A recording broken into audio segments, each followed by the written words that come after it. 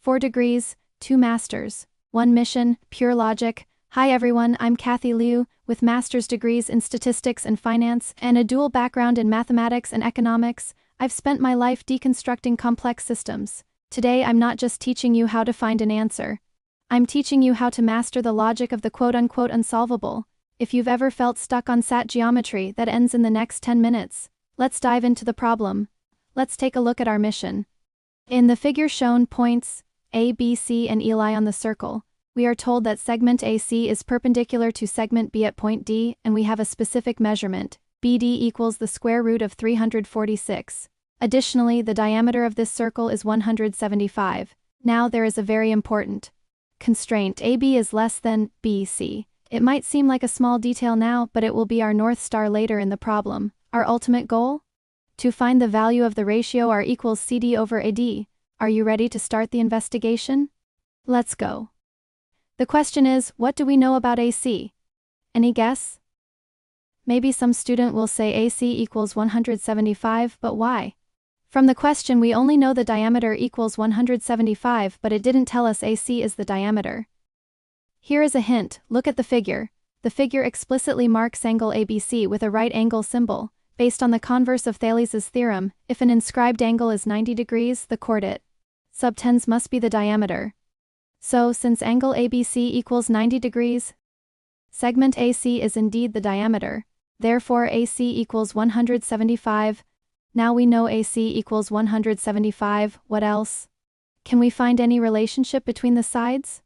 Let's review the geometric mean theorem, which has two parts. The first part is the leg rule. The square of a leg equals the product of its projection on the hypotenuse and the entire hypotenuse. Let's see the projection part. Imagine we have a light from point B toward E. The shadow for segment AB on AC will be AD.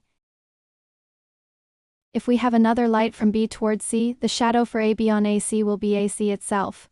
So AB squared equals AD times AC. Similarly for BC, if the light is from B toward E, the shadow is CD.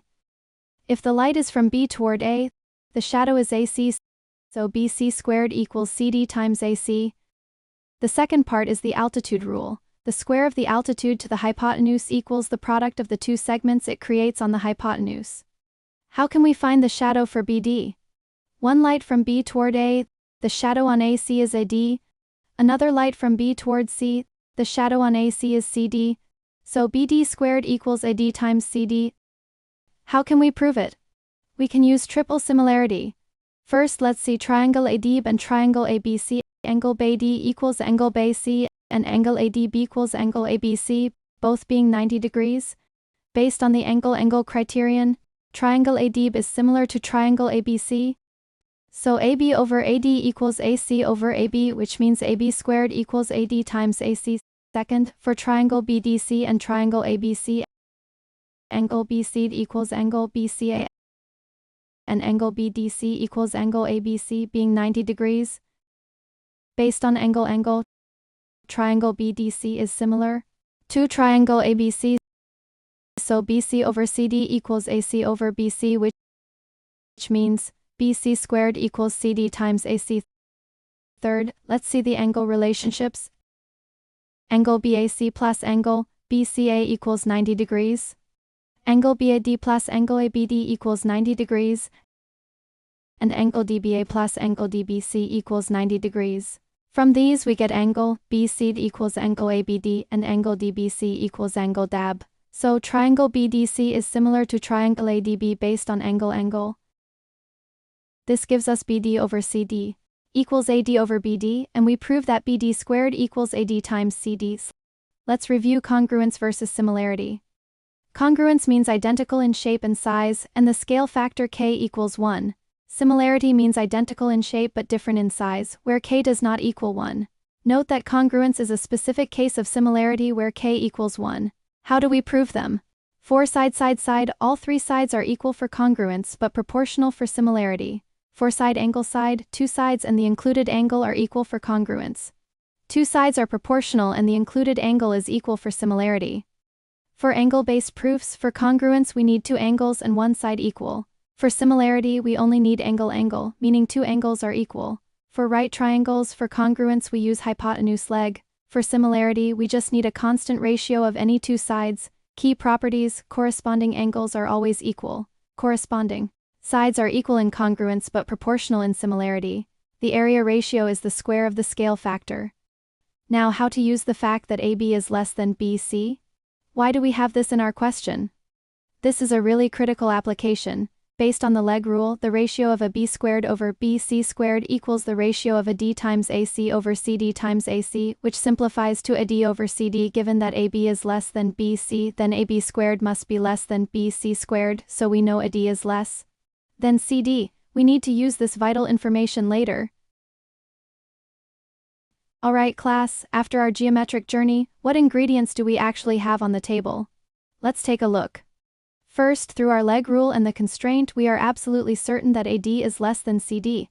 Second, by identifying the diameter, we know the sum of these two segments, AD plus CD, is exactly 175. Third, the altitude rule tells us that the square of the height BD equals the product of these two projections. Since BD is the square root of 346, their product AD times CD is exactly 346. Now our geometry has stripped off its mask to reveal an algebraic core. Our ultimate mission is to find two numbers whose sum is 175 and product is 346, where the first is smaller than the second.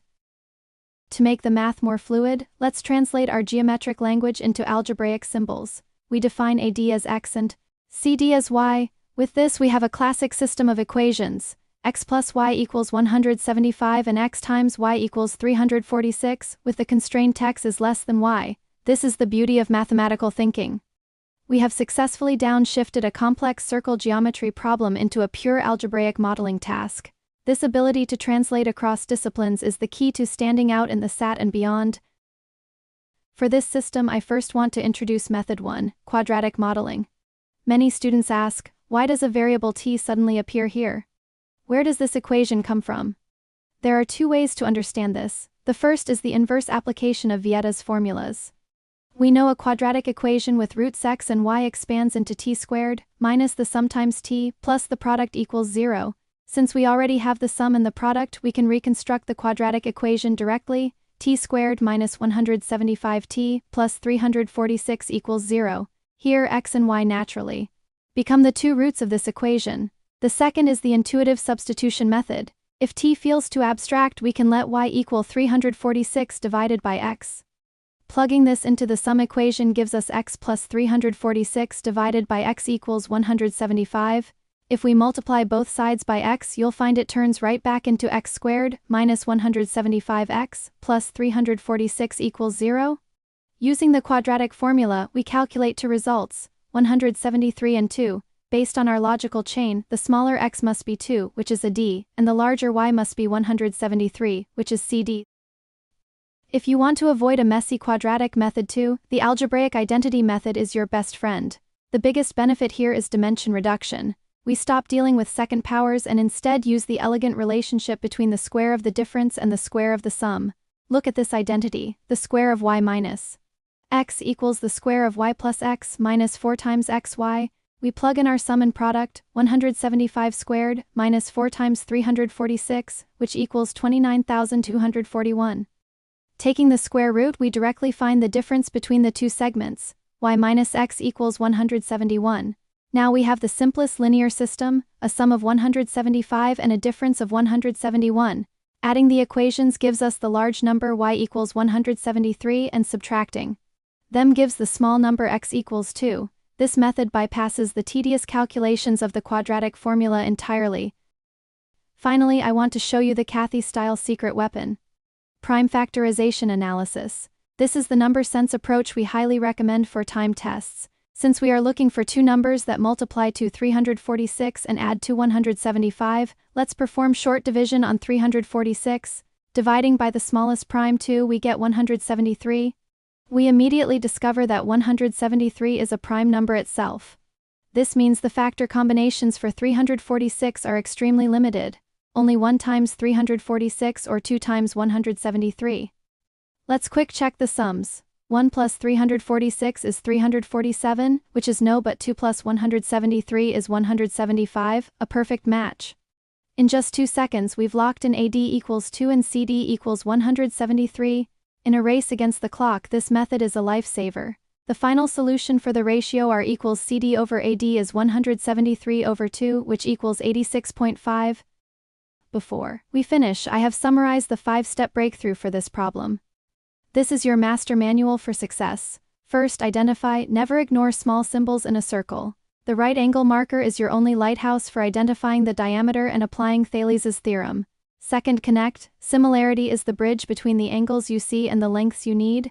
The geometric mean theorem is the core of these integrated problems. Third, constrain. Conditions like a B is less than B, C are never just decorative. They are the filters that eliminate false answers during your final selection. Fourth, model. Master the transition from geometry to algebra. Strip away the shapes to reveal the simple sum and product equations. And fifth, solve. Don't just compute. Analyze. Pick the weapon, whether it's quadratic modeling, identities, or factorization, that fits the numbers best. Now that we have mastered the logic together, it is time for your final exam. I have prepared a logic challenge for you. The geometric structure is exactly the same, but our numbers have changed. This time segment BD equals 28 and the diameter of the circle is 106. Do not forget our North Star. Segment AB must be less than segment BC. Your mission is to find the value of the ratio R equals CD over AD. Comment your final answer below. I will be personally checking the comments to see who can crack this Cathy-style challenge first. Do not just calculate, analyze. That concludes our demo for today. I am Cathy Liu. We don't just find the right answer.